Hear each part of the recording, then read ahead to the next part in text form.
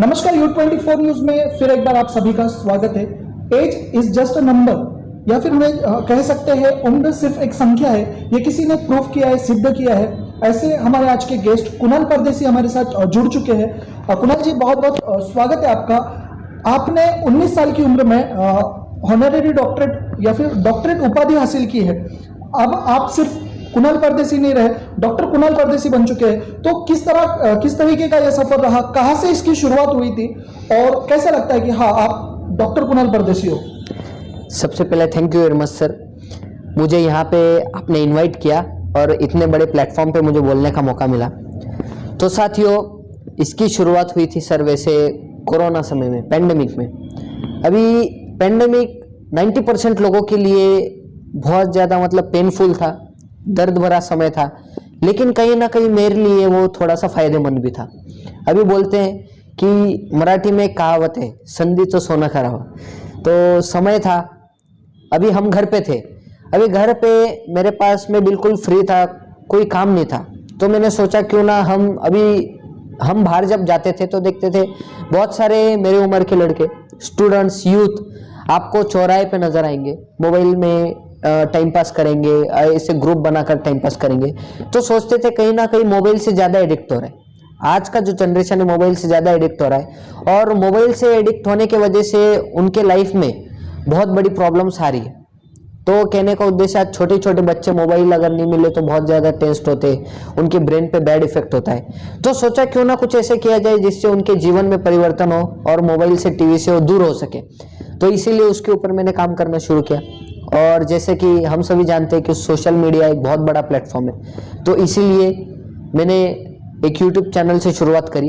YouTube channel sir वैसे मेरा 2017 से, 2017 में मैंने यूट्यूब चैनल खोला था। सिर्फ एक क्यूरियोसिटी थी कि क्या होता है यूट्यूब चैनल, कैसे खोला जाता है। 2017 में मैंने ओपन किया था, लेकिन ना उसके बारे में मैंने ना स्टडी किया, ना उसके बारे में प्रॉपर नॉलेज था। फिर पैंडेमिक में मैंने उस पर काम करना शुरू किया, और इसमें मेरे पेरेंट्स का बहुत बड़ा रोल है। मेरे फादर ने मुझे बहुत सारी बुक्स रिकमेंड करी, और बुक्स रिकमेंड करने के बाद मैंने उन्हें पढ़ा। पढ़ने के बाद मैंने मोटिवेशनल स्पीकिंग जो है मेरे यूट्यूब चैनल के ऊपर शुरू किया। और जैसे मैंने मेरे मोटिवेशनल वीडियो शुरू किए तो देखते ही देखते एक ऐसा समय भी आया कि मेरे वीडियोस पे व्यूवरशिप 4.5 लाख से ऊपर चले गए। फिर पता चला, मतलब जब मेरा यूट्यूब चैनल नहीं था उससे पहले मैं ऐसे सोच भी नहीं सकता था कि इतना लोग मुझे देखेंगे, तो यूट्यूब के ऊपर इतना मैं वायरल भी हो सकता हूँ। लेकिन कहीं ना कहीं जब सोशल मीडिया की ताकत पता चली तो बाद में मैंने सोचा इसी पे अगर और काम किया तो हम आज की यूथ को चेंज कर सकते हैं। फिर यूट्यूब चैनल पे काम करना शुरू किया, और मेरे सोशल वर्क को देखते हुए आज मैं बहुत सारा सोशल वर्क कर रहा हूँ सर।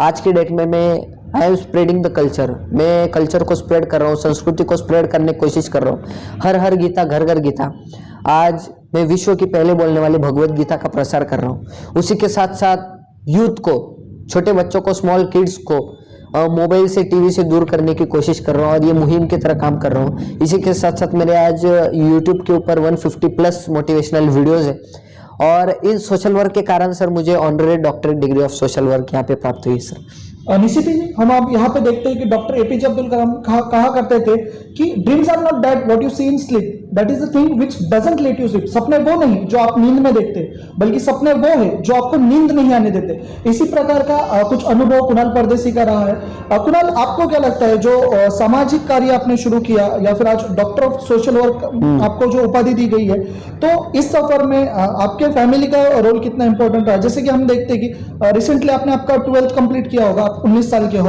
और ऑनरेरी डॉक्टरेट एक उपाधि आपको मिली है। तो इसमें आपको क्या लगता है कि फैमिली का रोल कितना इंपॉर्टेंट है किसी भी यूथ के लाइफ में? एक्चुअली सर, फैमिली से बड़ा तो किसी का शायद इंपॉर्टेंट रोल था ही नहीं। आज अगर बात करूं, आज की डेट में अगर बात करूं sir, India population is 140 crore, around 140 crore, 140 crore के आसपास भारत की आबादी है, और उसमें से भी 60 to 70% यूथ है। और साथियों, आज के फैमिली के, आज के पेरेंट्स के जो विचार है वो थोड़े अलग है। आज हर एक पेरेंट चाहता है कि मेरा बच्चा एक अच्छे से जॉब करे, एक अच्छी सी नौकरी करे, और उनका फोकस भी उसी प्रकार होता है। आज आप देखेंगे 10 घरों में से 9 घर एक तो एमपीएससी की तैयारी करेगा, यूपीएससी की तैयारी, मतलब एक गवर्नमेंट जॉब उसे चाहिए।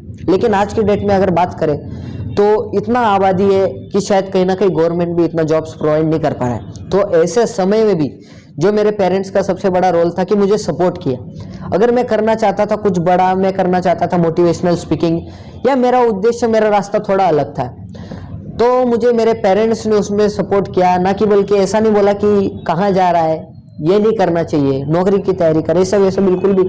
जो मैं करना चाहता था उसमें सपोर्ट किया। और कहीं ना कहीं मेरे पेरेंट्स का अनुभव और मेरा नॉलेज, आज अगर देखेंगे, आज मैं मेरे पेरेंट्स के साथ मिलकर के काम कर रहा हूँ। आज पेरेंट्स को लेकर के एज अ बिजनेस पार्टनर मैं उनके साथ काम कर रहा हूँ और लोगों की मदद करने की कोशिश कर रहा हूँ। आज सभी को एक इंस्पिरेशन देने की कोशिश कर रहा हूँ कि अगर आप जॉब नहीं कर पा रहे हो, अगर जॉब में आपका सिलेक्शन नहीं होता है, तो इसका मतलब ये नहीं कि आप वेस्ट हो। आप बहुत कुछ कर सकते हो, जिंदगी में बहुत आगे जा सकते हो। और वैसे भी आपने देखा होगा, जो लोग इतिहास बनाते कहीं ना कहीं वो एजुकेशन में कहीं ना कहीं पीछे थे। तो कहीं ना कहीं पेरेंट्स का बहुत बड़ा रोल था सर। पेरेंट्स ने मुझे सपोर्ट किया, रोक टोक नहीं की, मैं जो करना चाहता था उसमें सपोर्ट किया। अरे वही है, आज उन्हीं का आशीर्वाद है, उन्हीं की ब्लेसिंग्स है।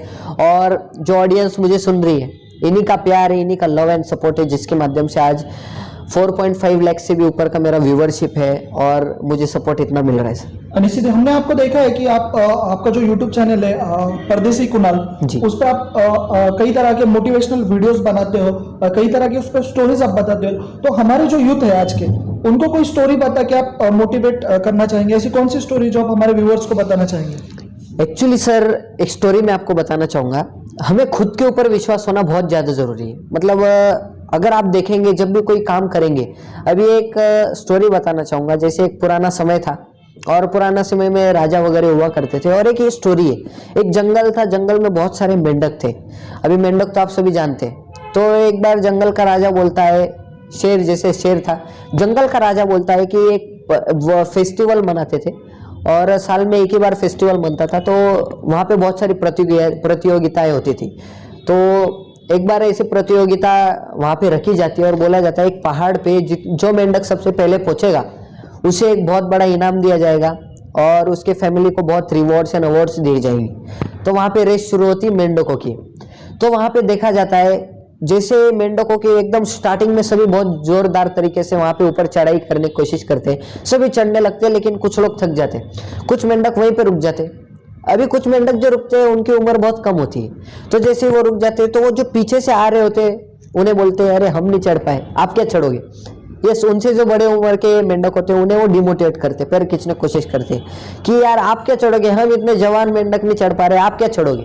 तो यहाँ पे क्या होता है, सभी को देख करके बहुत सारे मेंढक पीछे रुक जाते हैं, छोड़ो किसे चाहिए, वो सभी रुक जाते हैं। लेकिन एक मेंढक ऐसा होता है जिसे बहुत सारे लोग बोल रहे होते हैं, लेकिन फिर भी वो चढ़ते जाता है, चढ़ते जाता है, चढ़ते जाता है। उसे लोगों ने बोला तू क्या चढ़ेगा, वो सुनता ही नहीं, इग्नोर मारता है और वो चढ़ते जाता है।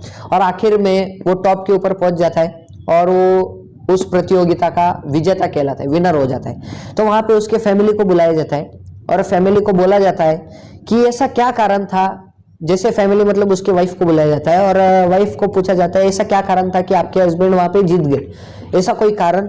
तो वाइफ बोलती है कि उसका एक ही कारण था कि मेरे हस्बैंड सुन नहीं सकते, ही इज डेफ, वो सुन नहीं सकते। तो कहने का उद्देश्य, अगर हमें कुछ काम करना है, आगे जाना है, तो हमें बिल्कुल भी इग्नोर करना पड़ेगा। जैसे एक धीरूभाई अंबानी जी का एक बहुत बढ़िया कोट है सर, कि हमारे पास इतना समय नहीं है कि हर भौंकने वाले कुत्ते को हम पत्थर मारें, इससे अच्छा हमें साथ में बिस्किट रखना चाहिए और आगे बढ़ना चाहिए। तो इसीलिए जब हम आगे बढ़ेंगे, कुछ अलग से करने की कोशिश करेंगे, तो हमारा विरोध किया जाएगा, हमें बहुत सारे लोग सपोर्ट नहीं करेंगे, डिमोटिवेट करेंगे। तो बस एक ही चीज़ थी, मेरे फैमिली को डिमोटिवेट किया। फैमिली को बताया गया कि आपके बच्चे को ये सामाजिक सेवा तो आपने करनी चाहिए। अभी पिताजी मेरे जस्ट आर्मी से रिटायर हुए, तो बोला कि अभी आप रिटायर हो चुके हैं, आप अपनी लाइफ में आप सामाजिक सेवा कीजिए, एंजॉय कीजिए, लेकिन अपने बच्चों को एजुकेशन दीजिए और अच्छे से अच्छे जॉब में लगाइए। लेकिन मेरे पेरेंट्स ने कहीं ना कहीं सपोर्ट किया और आज जैसे सक्सेस रेशियो देखा, आज जैसे जैसे मैं आगे बढ़ते जा रहा हूँ आपके सपोर्ट की वजह से, आपके लव एंड सपोर्ट की वजह से, तो अभी सभी लोग सपोर्ट करना शुरू कर दिया। तो हमें भी उसी मेंढक की तरह आगे बढ़ना है, बस किसी की बातों को सुनना नहीं है। आगे बढ़ेंगे तो हम भी पीक पे, एक सक्सेस पे जरूर हम पहुंचेंगे सर। जैसे कि हम लोग देखते हैं कि कोई भी काम हम लोग करें, जैसे आप डायरेक्ट सेलिंग इंडस्ट्री से बिलोंग करते हो और भगवद गीता का प्रसार कर रहे हो और जो मोबाइल से बच्चों को दूर करने का प्रयास आप कर रहे हो, तो जैसे हम लोग देखते हैं कि कुछ भी काम करते समय, जो कुछ भी हम काम कर रहे हैं, एक तो उसमें ये होता है कि डू व्हाट यू लव, और Yes. सो उसमें आपको क्या लगता है कि आपको मोटिवेशन कहाँ से मिलता है? कहीं ना कहीं हमें ज़रूरत होती है कि उस चीज़ से हम प्यार करें या फिर जो चीज़ हम कर रहे हैं वो मतलब उसमें हम लोग इन्वॉल्व हो जाए, तो इसके लिए आपको मोटिवेशन कहाँ से मिलता है? या फिर हम लोग कह सकते हैं कि आपका मोटिवेशन का स्रोत क्या है? एक्चुअली सर मोटिवेशन का स्रोत तो सबसे पहले मेरा ऑडियंस है, जो मुझे सपोर्ट करते हैं। आज अगर मैं एक स्टेप उनके लिए उठा रहा हूँ, अगर मैं समाज में कुछ देने की कोशिश कर रहा हूँ और मुझे देखने वाले जो ऑडियंस है इतना सपोर्ट करती है, प्यार देती है, तो कहीं ना कहीं दिल बिल्कुल भर आता है।